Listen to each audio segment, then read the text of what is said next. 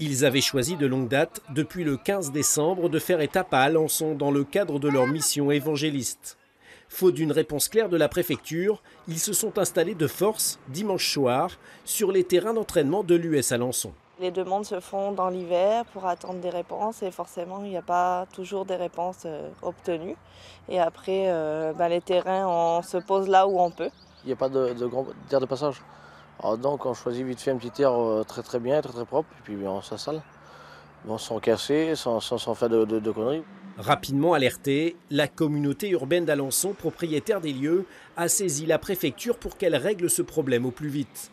Bonne élève avec l'ouverture récente de 2 zones d'accueil des gens du voyage, elle souhaite que l'État respecte à son tour la loi. Il y a une obligation légale qui est d'avoir dans chaque département une aire d'accueil pour les grands passages. Le schéma départemental, aujourd'hui, n'en intègre pas. Donc il n'y a pas effectivement dans ce département d'aire d'accueil de grands passages. Donc nous avons saisi immédiatement la préfecture afin d'obtenir le recours à la force publique pour que le terrain soit libéré de cette occupation.